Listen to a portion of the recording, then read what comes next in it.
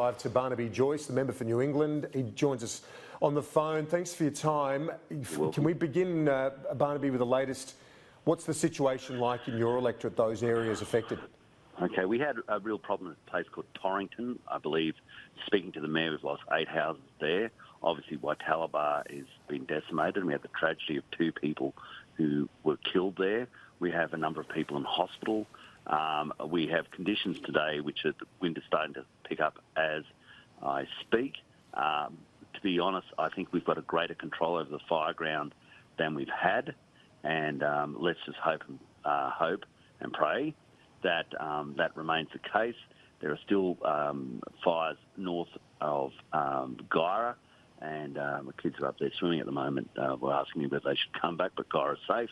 But Ben Lomond, they were going to evacuate, and we'll have to keep in touch with what's going there. The vast majority of the fires are in the forest area to the east of here, and that's why they're creating so much problems down the coast, because the winds come from the west. So fires to the west of you are the ones that are the greatest problems. But some communities are in those forests, and of course that's disastrous. Well, it's an area that you know better than most. How does it compare to fire seasons in years gone by? Okay, well, this is something I think is really important, Kieran. I don't have a problem with people who vote Greens, and I certainly don't want to go sort of argumentum ad hominem against Green voters, because it's nothing to do with that. What it is certain, let's call them conservation policies or green policies, that I think have exacerbated this fire. And I'll name 3. One is the lack of controlled burns, fire reduction burns, because as you know, if you keep on piling vegetation, dry vegetation on top of dry vegetation, which was never burnt as the Aboriginals did when they were here, they were very aware of the dangers this caused. Then when a fire does come, and they always do come, they are horrific. They are like a Holocaust, and that policy needs to be changed so we can get those controlled burns. Now, speaking to people from the Environment Department, and they say, well, they won't go on the record, but they say it's just so bureaucratic. It's bureaucratic for the purpose of not letting you do it. And of course, but this morning we spoke to the RFS incident controller at Warhope. Jason McKellar spoke to us, and my colleague Peter Stefanovic asked him, are you able to hazard reduce as much as you'd like? He said, we do, yes, we do as much as we can. We can't turn the place into a wasteland. There's got to be a medium between burning and the asset protection zones. Well, what do you say to that? I have a difference of view to them, and as much as they can is probably the crucial word there, because if the regulations were changed, they could do more. Now, I'm taking that on the basis of other people who work in the forest, work for the department, who said quite clearly, we need more hazard reduction burns. And I've also taken it from people who would definitely be Green voters, who've said to me, one of the biggest problems was the fuel build-up, and they quote the history of Aboriginal management of the land. And so we have 2 different views, and I have the reality and the fact that the fire is absolutely hellish. So I'm looking at something that is burning, and it's not burning because they burnt off. It's burning because they didn't burn off, and that's just a fact. The next 2 things is they've got to have central watering points. They decommission dams, as they call them, so they push them in. So we don't have central watering points in the state forest and the national parks which the helicopters can collect the water from. And the next one is the Labor Party, their policy was to get rid of or to let run into disrepair the fire trails, the fire breaks, so we get access to it. These are facts, Kieran, and these are facts that need to be changed. Well, one of the facts that former emergency workers, Greg Mullins, 22 other former emergency and fire officials have said is that the fire season is longer, therefore their window for backburning is reduced. There's one example the Victorian government has cited where it's only been able to do 30% of backburning in the last season because the prevailing conditions didn't allow them to do more because the fire season is longer. Do you accept that is a problem with the fire season, longer and more fierce? Well, yeah, and of course, for the sort of salaciousness, we want sort of an adversarial relationship where people are throwing rocks at one another. I completely condone that the climate's changing. So let's put that one aside. And I acknowledge that things are getting drier. We're in a record drought. I mean, it's the bleeding obvious. It's look out the window if you want to see what's happening. But if you say, and where I really disagree, though, is when Mr. Bant says, oh, well, if we stop using coal and have an anti-coal policy in Australia, that the fire season will be minimised. That was his words. Go back and check your tape. That's what he said.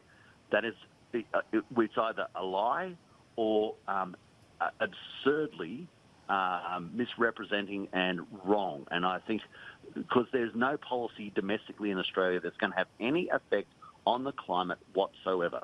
There are a range of things that affect the climate, and on a global scale, you can be part of it, and I acknowledge they would have an effect, but there are other issues as well. There's just the oscillation of the seasons. There's a change in the magnetic field of the sun. This is a But do you accept that the fire burning opportunity is reduced because of the season being longer? So the question is, when do you get to do the back burning? In the middle of winter, in the times where it's rain, where after a sufficient period after rain, it's not as if there is no period. And where we do have the capacity to do it, it has been confounded by excessive bureaucracy. And I think that bureaucracy is driven, let's call it by a conservation principle, by people who do not live in the forest. They do not live near the areas. But we have a belief that there is sort of a political sort of zeitgeist purpose that sits behind this, because it definitely was a political decision to let the fire trails fall into disrepair. And it is definitely a bureaucratic process that means that even when they can backburn, it is so difficult bureaucratically that it either doesn't happen or doesn't happen to the extent it needs to.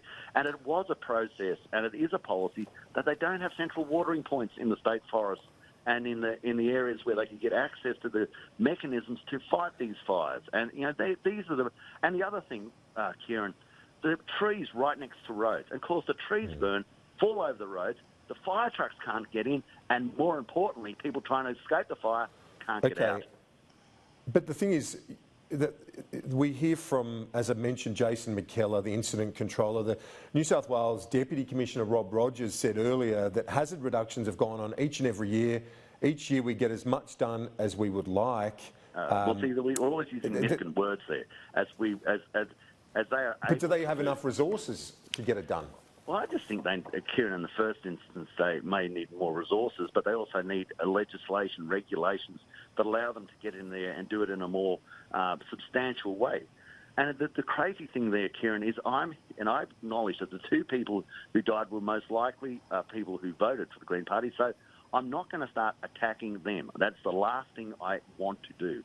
What I wanted to concentrate is on the policies that we can mitigate this tragedy happening again in the future. That's where I'm going to focus. And what I wish Mr. Bant would do is not try and extend this argument to a political purpose that he is following. And I think he's a member for Melbourne Ports, is that correct? A long, long way away from the people who are fighting the fires in the New England, on the coast, who are actually putting their lives on the line, their time on the line, doing it for free. And the statements he's making is for his political purpose of stopping coal production in Australia. And I can understand that's his purpose. He's entitled to that purpose. But to make the spurious link that a policy change would have stopped the fire is so insulting and just completely beyond the pale to cast that, because people think, well, maybe if that was the truth, I wouldn't be burned. Maybe if that's the truth, a good friend of mine would not be dead. And you can't do that, Adam. You just can't do stuff like that. But the thing is, you're also arguing for policies to change in this context, which I understand, and your constituents are affected here. But would any of that be enough to deal with these catastrophic conditions that we're seeing? The only thing that burns is vegetation, and if you've done fire hazard reduction burns, you don't have the vegetation or the amount there to burn. And the other thing is, if you don't, these fires are super hot, super aggressive because of the fuel load. And not only does that incredibly dangerous and fatal for people, it also kills the trees. You'll go back later, and because they're so hot, the trees will be dead. And in the past, you would do a fire reduction burn, and therefore the heat of the fire, when it would go through again, there would definitely be further bushfires, but they're not to the same intensity. And that is something that We need to rediscover because it's something Aboriginals discovered years ago because they wanted to stay alive. But, well, obviously in the wash-up of this, and we hope that today doesn't eventuate us in terms of the warnings that we've seen, but in the wash-up of this tragedy, this disaster, there needs to be a discussion, doesn't there, in terms of how to maximise how we respond to this, because you've said yourself that the fire season is longer, the window is shorter in terms of trying to protect these communities, to backburn, to reduce the hazards. That is a fact, and you'd be stupid to argue against it. That is a fact. And to say that, you know, this is the same climatic conditions as in the past is wrong, because we are in a record drought. And by a statement of it's a record drought says it's climatically different. That is a fact. To say that a policy that is conducted in Australia from a room in Canberra where, 76 out of 150 vote for it, that will change the bushfire season is an absurdity and erroneous, and it is completely misleading because it is going to have no effect on the climate whatsoever. Barnaby Joyce, we have covered quite a bit of ground there. We appreciate your time as always. Thank you very much for that.